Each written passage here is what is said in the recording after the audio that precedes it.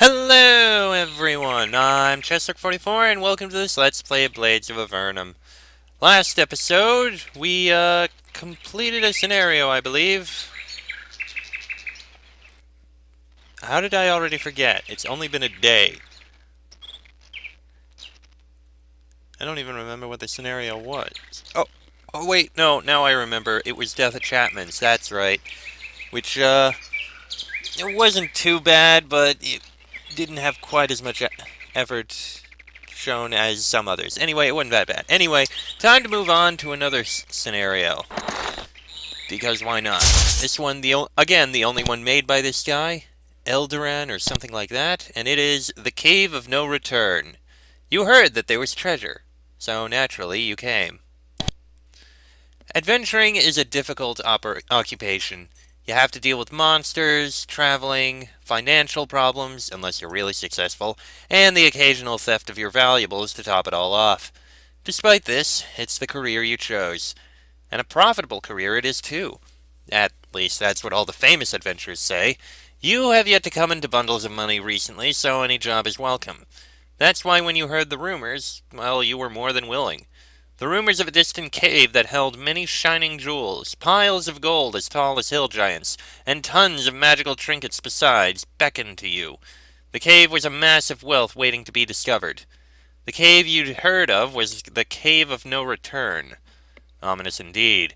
But you doubted it was certain death. If nobody returned, how did you hear about all this wealth inside? So you charted your course and packed your bags. Setting off into the sunrise over a hilltop, you plodded along, dreaming of a life of luxury. No monster or myth would stop you from the gems you'd heard described. Where your treasure is, there will your heart be also.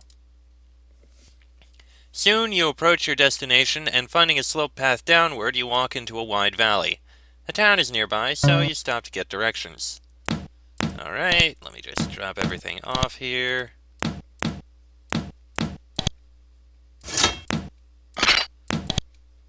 Yes, I have to do this every goddamn time. You make small talk with the guard, but the conversation gets boring quickly. You soon bid him farewell.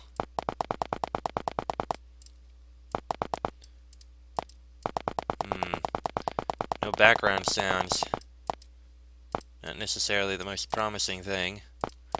But we'll see how this goes.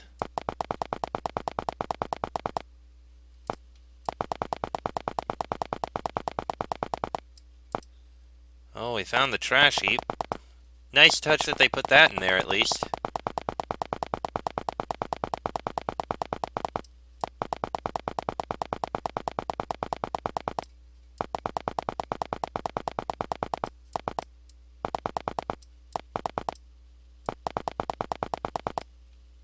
Alright, I'm just going to... let's start in the northwest here. Balu, magic user extraordinaire. You enter a small house. Apparently the sound of you entering was heard, for a voice sounds from behind the next door. If you need me, I'm in the back room. Next you hear a crash of glass, accompanied by a loud, "Oops!"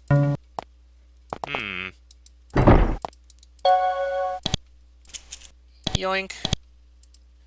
The book on this pedestal is filled with random notes concerning alchemical concoctions. There are so many abbreviations used that you can't understand it. Where did those herbs go? A wizened old man hurries about his study, or lab, or whatever one might call this particular assortment of junk he waddles through.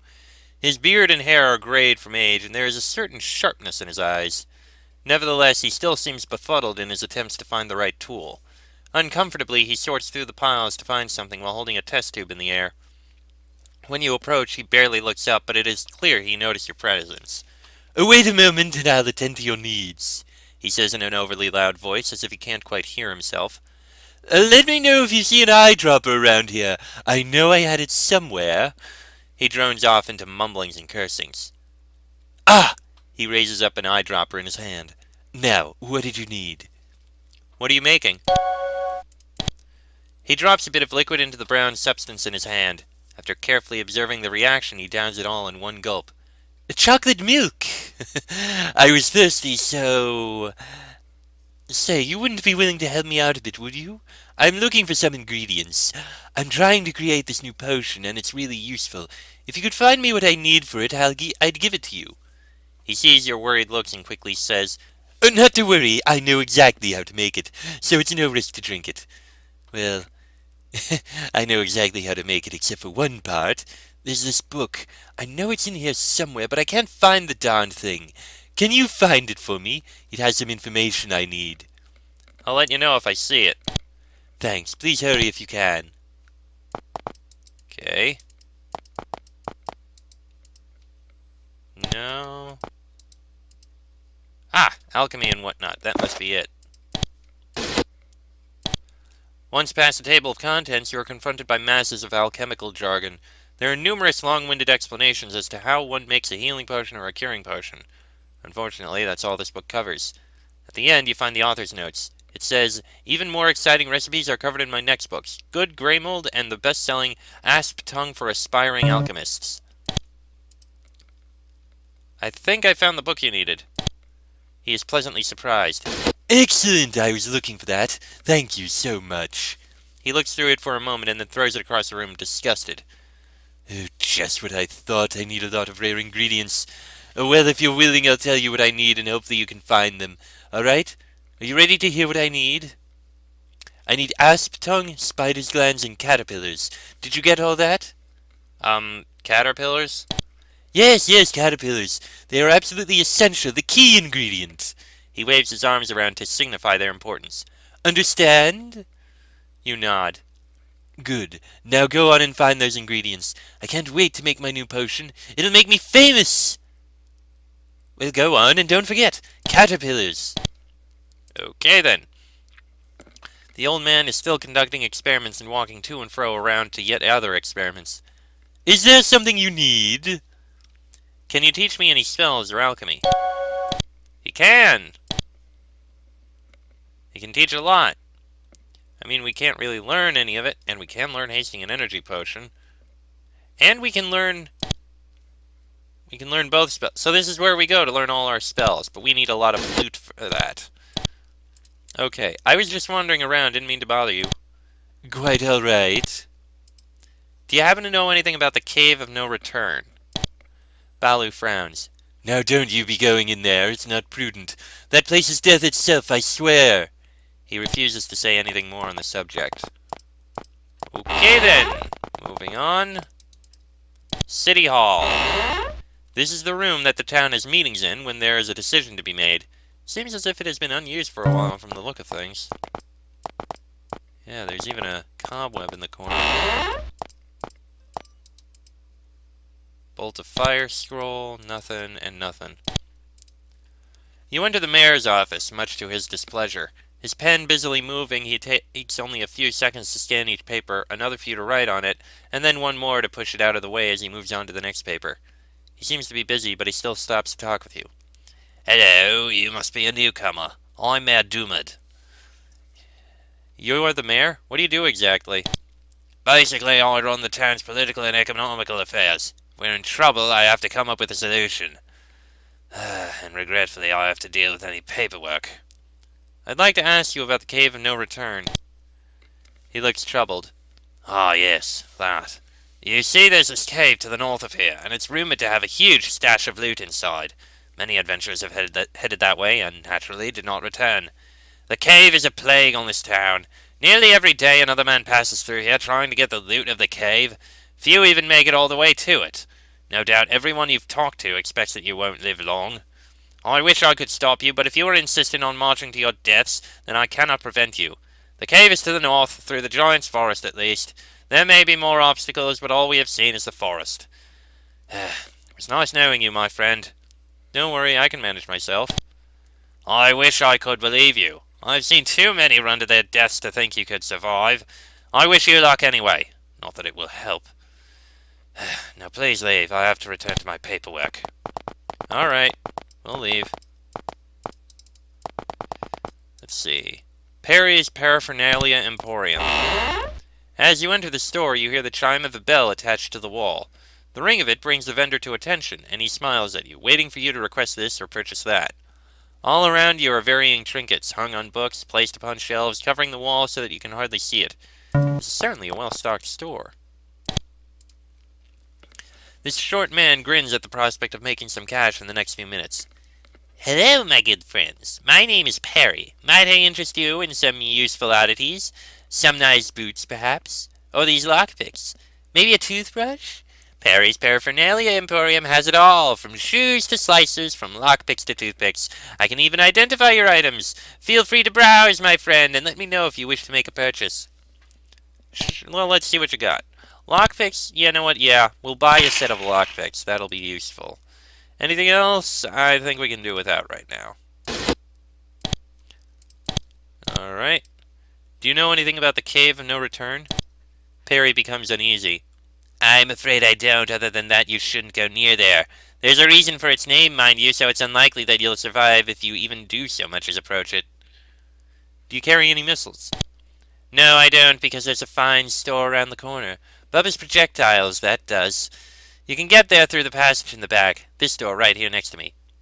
Why are the two stores attached? Well, it saves on the rent, plus me and him don't have to compete when it comes to dealing in missile weapons. Okay, then. A lazy-looking archer leans back in his chair, whittling away at a javelin rod. He looks up, carves a few more shavings off, then says, Hello, what can I do for you? Pardon? Shucks, it's just my accent. Track some more business that way, you know. He looks at the table for a moment, then back up at you. Hello. Sorry, I put on that Bubba act because it gives something people to remember me by. Don't tell anyone, though, I'd lose business. He looks down at his carving. So what can I get you? I need some missiles. We could. And, heard anything about the Cave of No Return? Nope, nothing at all. One dangerous place, though, that there cave is. Okay, then. I mean, I tried at the accent. I may not have succeeded as well as I'd hoped. This woman looks very frustrated as she angrily fills out the papers on the table. Please don't bother me right now. Taxes. This small girl is playing around with a stick, a rock, and some boots. She seems to be pretending that the stick and the boots are battling. I got you now, you dirty old boot, she yells as she hits the stick against the boot. Nuh-uh, she yells in a lower voice as she steps on the stick with the boot. Ouchies! Are you having fun? Yep, she says happily. Save me, she says as she wiggles the rock. I'm trying, she says, waving the stick around. Can I play? Okay, she pushes her boots over to you. You can be the mean old boots, and I'll be the heroic, lovely stick princess warrior. Now they have to do battle. I'm going to step on you, stick princess.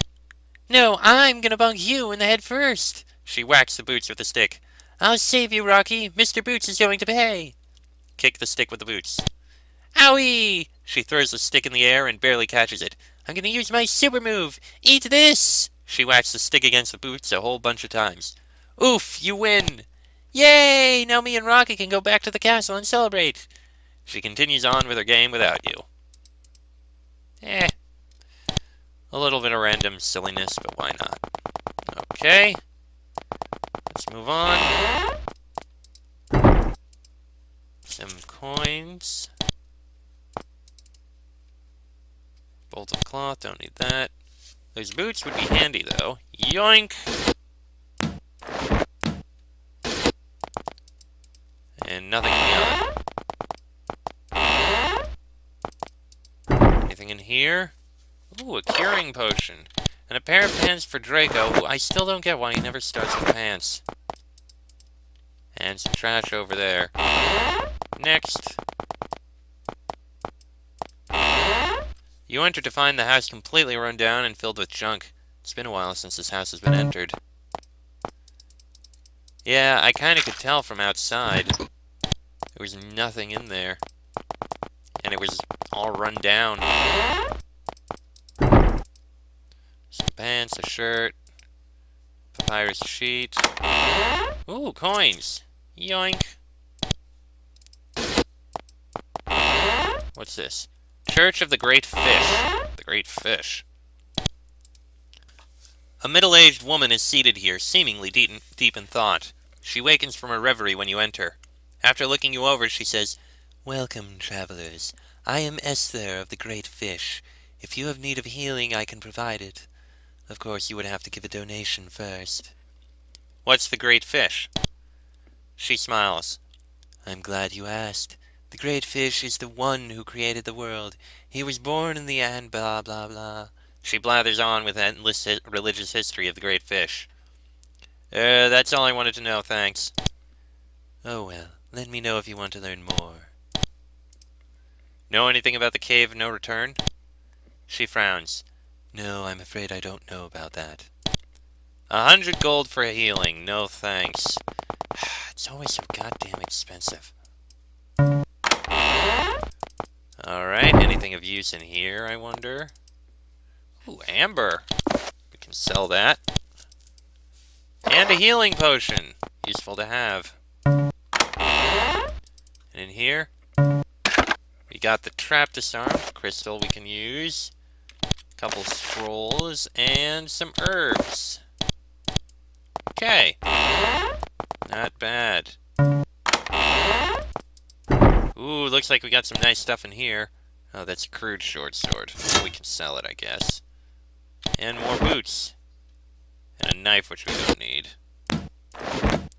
Actually, I think that crude short sword can go to you. Let's see, tongs. Coins. The best cloak. Shirt, pants, iron dagger. Iron dagger. Better than the crude short sword, I'll take it. Some coins.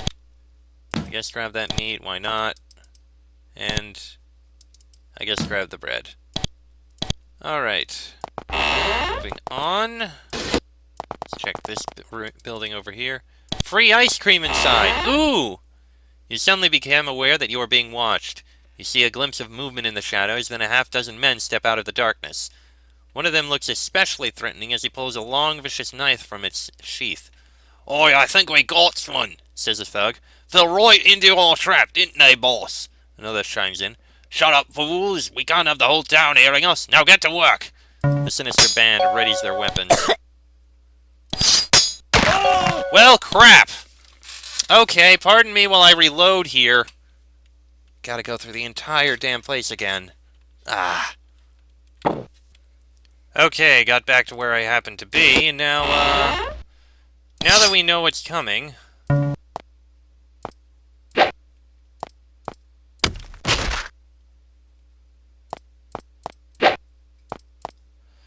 Let's cast a few spells and deal with this.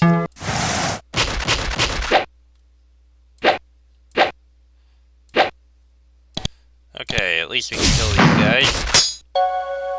I'm still amused by the fact that this is happening because free ice cream was inside. Bit of a silly idea, but hey. Oh, geez, that guy's actually pretty damn powerful.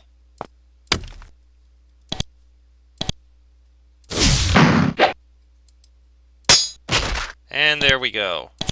Alright, what have we got here? We've got poor leather armor for Draco, and a steel dagger for Fox. And a jug of cheap wine I guess we can sell.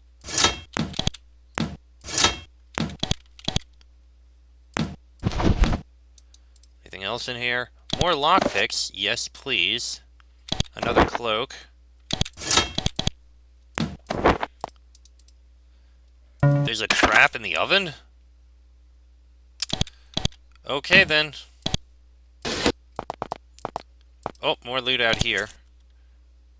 More boots, which, yes, actually, and a wooden buckler. We got poor leather armor and a couple crude short swords. Sure. Alright, I'll take that. Now, one more place to check, and that's the blacksmith. A fairly strong-looking man is managing the blacksmithy here, and you note the quality of his equipment is impressive, despite the presence of a few bad blades here and there. He carefully pays attention to the details of a suit of armor he's currently making, and he's displeased by the distraction. He brightens when, as it seems, he recalls that you may be a paying customer. He looks to you questioningly. "I haven't seen you around here before. You must be another of those travelers, or adventurers, or explorers, or whatever you want to call yourselves. Anyway, my name is Smith. If you have need of anything to assist you in the stabbing of various fiends, I have what you're looking for. He motions to his array of weapons and armor. Looking for some equipment. And he's got plenty. And we got a whole bunch of stuff that we can sell. There. Got a lot of gold out of that, but I don't think I'm going to buy anything from you. Is there much profit to be made in the smithing career? He nods. Mostly depends on location. Since we're surrounded by baddies, and since adventurers are pouring in, I make plenty. Did you change your name to Smith so it matched your job? He stops, and suddenly realization hits him. Whoa. I never made that connection. Guess that explains why people always chuckled when I told them my name. Well, I mean, that is kind of why last names happened way, way back when. Smith was originally a last name because that was the person's profession. They were a blacksmith, so they were the Smith family. James Smith. He came from a line of Smiths. Cooper. A line of Coopers. I think that was a thing.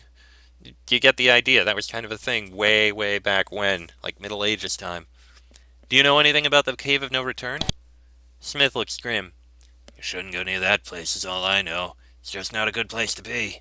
He turns away and resumes his work. Alright. And since we now have some coin, we could learn unlock doors level 1. Light level 2, actually, so that it lasts longer. Sure. Yes, I know. And as for the priest, I'm not going to buy anything right now. Okay. That is going to... No, let's at least take a look outside. Okay, it's not a bad place. Alright, next episode, we'll wander around the plains for a bit, and, well, see what's going on around here. Maybe we can find the stuff that Mage needed. But that'll be in the next episode. So until then, I'm Chester44, that is Fox, Sheik, Bonnie, and Draco. This has been a Blades of Avernum Let's Play, and I shall see you all next time.